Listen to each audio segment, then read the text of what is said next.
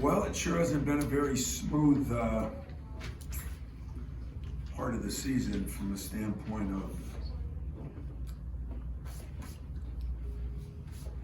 spill stuff on me. Trying to figure out how you could blow a 7-point lead in that period of time,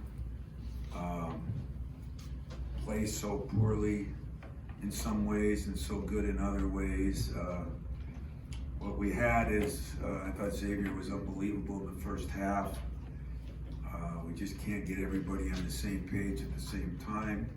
Second half, I thought the job we did defensively to hold them to 14 points in 17 minutes and then 14 in 3 minutes is mind-boggling. But there were some breakdowns on how we were covering some stuff.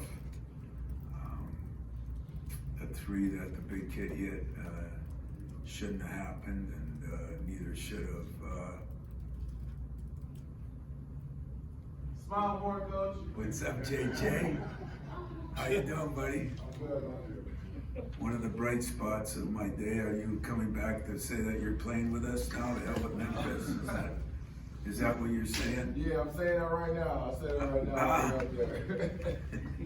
Come on up here and say hello. It's not that formal. How you doing? Good? How you doing? Great. Thank you. See your boy. Yeah. I'm about to work out right now. All right, man. I'll see you up there. So, the issue is we felt like we took a few bad shots, but not many. But we do have to know that in the last 5 minutes of a game, our best shooters got to take the 3-point shots, not just shooters that are open. We thought defensively we were phenomenal the second half.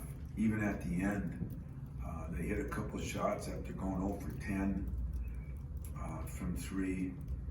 But now how do you move forward? Well, we move forward by looking at, I had a meeting early this morning. I spent all night looking at where have we been, and it seems like there's been a common denominator here that from Kentucky on, with 2 minutes left to go in the game, we're down 2, we're down 2, we're down 1, down 4 a couple times.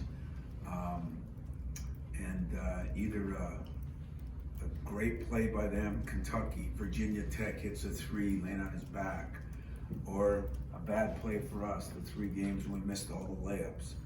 You put those two things together, and I had a slideshow that I made this morning that of the 9 games, there were 5 of them that were more than winnable. And I think our average margin of being down was minus 1.1 in the last 2 minutes of all the losses.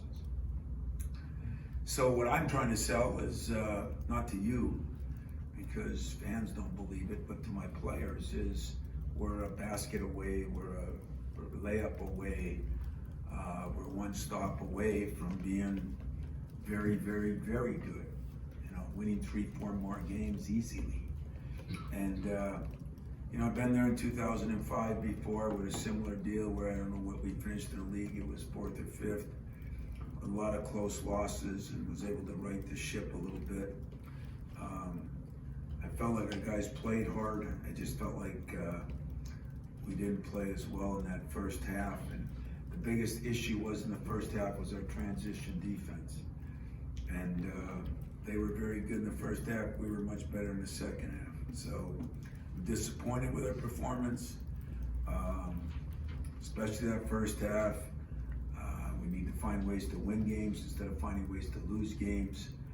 But in all 9 of those games, I throw out Duke and Purdue and say we got our butts kicked. And then the other 7, I showed them where with 2 minutes left to go in the game, the worst was a 6-point negative. Most of them were 1 and 2 points. And that's what we got to do. So I thought Cassius and Xavier, we were putting a little too much on him. Aaron Henry, after a bad first half, played much better in the second half.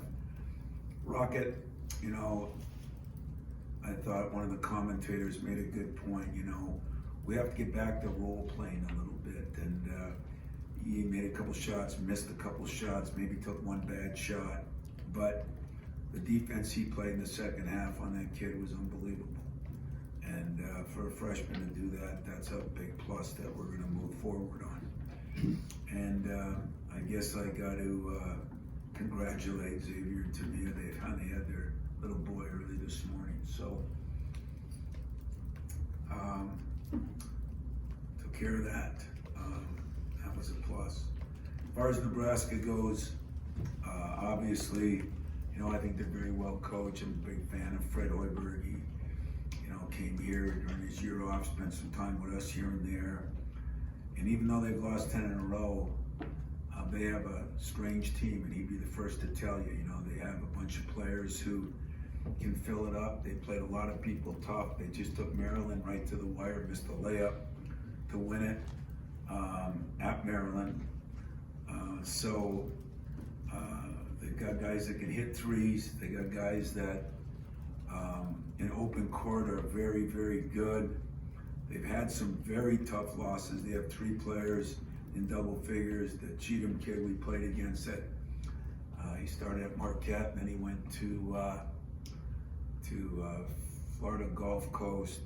Then he went to Nebraska. He's signed up. I think Billis has a travel agency now, so you can get these guys from spot to spot. So I'll have to see if Jay will give me a discount on that. But we saw him last year at Florida Gulf Coast, and he is a very good player. Mac is, I think, an electrifying player. He averages 7 assists quicker than quick, and he can get shots up. They've got 7 players that have hit at least 23s, so that can be good news and bad news. So we're going to worry a lot about Michigan State today. We'll start preparing for Nebraska tomorrow and see if we can convince our team that we've been an eyelash away, and that's been in every game but 2.